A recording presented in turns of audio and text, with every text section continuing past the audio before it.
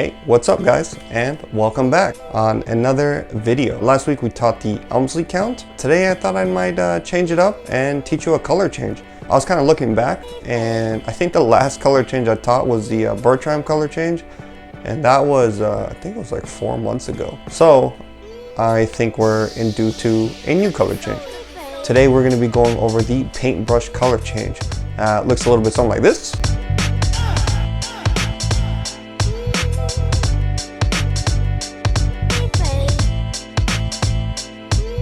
Done properly, it looks really good. Done sloppy, even some people are still fooled by it. But again, I'm going to teach you tips and subtleties and a little bit of presentational ideas and kind of like when to do it to kind of make the paintbrush color change a little bit better, because that's what it's all about, right? All about improvement and making our magic better. So enough of me ranting, let's get straight to the video.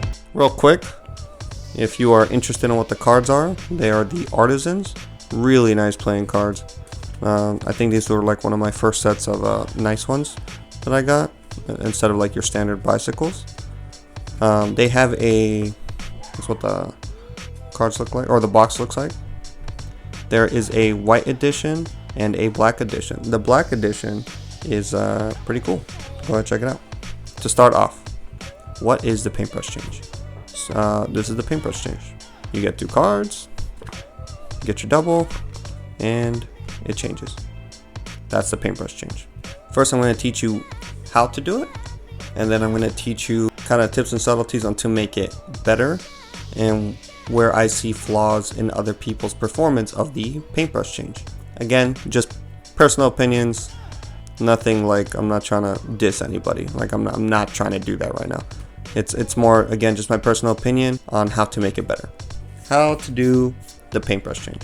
You get 2 cards, get your double, and now get ready. What you want to do is you're going to move your fingers out of the way, kind of put it under here. You're bending it, and then you're going to kind of let go, right, like that. And then when you think you've let go enough, raise your thumb up, and it'll snap like that, right? A little snap. I don't know if you can hear that. And then you, this 8 of hearts here, the back card, you're going to paintbrush it up. It's like a little brush. Hence why the paintbrush color change. We're gonna go over this one more time. Not a difficult thing to do. It's more the tips and subtleties that's gonna be the meat and potatoes of this video. So one more time, get your double. If you don't know how to do a double lift and you're like concerned, go ahead and watch this video up here on my double lift video. I actually teach you 3 of them. Again, one more time.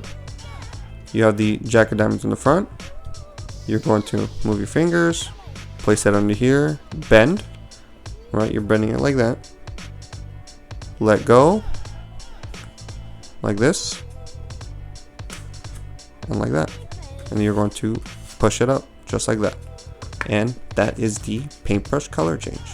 Now, as you're practicing the paintbrush color change, I'm going to kind of show you my tips and subtleties on kind of how to make this better and what I see flaws in other people. Again, they may not be flaws. I think there's better ways to handle the angle proofness of this color change. And I'll show you what I mean. You get your 2 cards. And now here's the flaws that I'm talking about. There's 2 of them, I think, personally. Now, I've seen some magicians that are like, here, watch the 6 of clubs. I'm going to turn it into the 8 of hearts. Watch closely. Changed. If you don't see what's wrong, I mean, and you like that, then again, not dissing on you. If you like it, go ahead. But just personally, me, I don't really like it. So you don't need to do it that many times, right? Right. Even if you go soft or like smooth or like fast, right? Fast or slow. I don't know. I feel like that's too much. You don't have to do that. Second thing that I want to talk about is when people do the color change, they kind of do it from like here, believe it or not. right? They'll be like, oh look, watch this color change, and they'll just flip it almost like a flap card. So those are really my two main concerns. One, when it comes to angle proofing, well, one, for just performance wise, it's really hard to justify this, right? Two, when you're doing it from here, right? Now it may look good from this point of view, because I'm not gonna lie, it can look good from this point of view. That was a little slow, but it can look good. But you see, you're only restricted from here to there, right? Now you're gonna have people that are on this side, and they're gonna see that card go from here to there. They will see that no matter how fast you are. They're gonna see that. So let's see if I can just show an example here on camera, or I'll do it from here, right? If people are in the front, they'll see this point of view just backwards, right? They'll see that card getting moved. They'll see that line, right? And people will immediately already know what you're talking about or doing, and will just expose you right then and there. So this is what I do.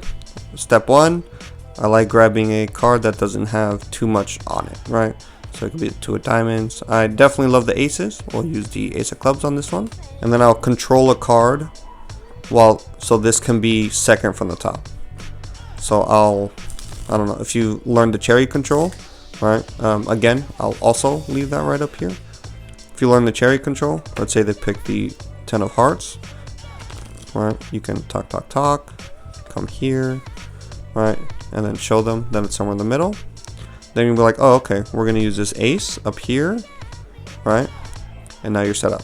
That's, again, just a quick way on how to get into it. Now, my subtlety on actually doing the color change is this. So instead of doing it from out here, or doing it multiple times, I only do this once. So I come here, and then once I'm like this close, I'll let go.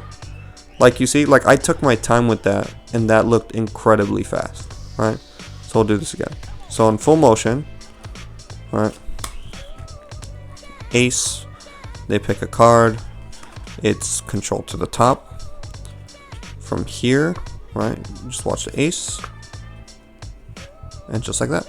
So how to do that is just doing it from a closer, right? You're just going closer and letting go. You're doing the same paintbrush motions, but at a closer distance. So instead of out here, right, you can shorten it and go like that. Make sure it doesn't hit the thumb though. And that's how I do my paintbrush color change. Again, if you use those other two methods, not hating on you. If you like it, do what you love. I'm not going to stop you. These are just my personal opinions. One quick tip, if you're this far into the video, a little kind of neat idea you can use. If you're ever stuck in a situation where you've controlled two selected cards, or you just have two selected cards, or you want to do like a production of some sorts, you can just have this like this, right? And be like, oh look, I'm gonna try to find your card, and then from real quick, I don't do my breaks like that. I only did that because it's quicker, right? And then you're stuck in this, and be like, look, I'm gonna produce the two cards, boom, done. All right, I did that a little too far.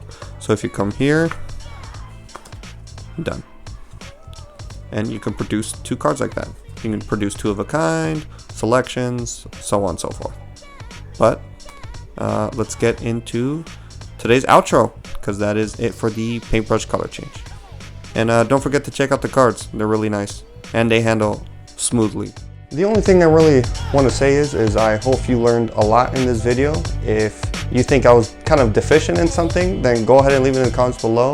I would love to hear you guys' opinions on the paintbrush color change. If you liked today's video, go ahead and leave a like. It definitely helps me out. If there's something you want to see in next week's video, I will totally make a video on it. All you got to do is just ask. And I know I don't really post that regularly, but again, I'm trying.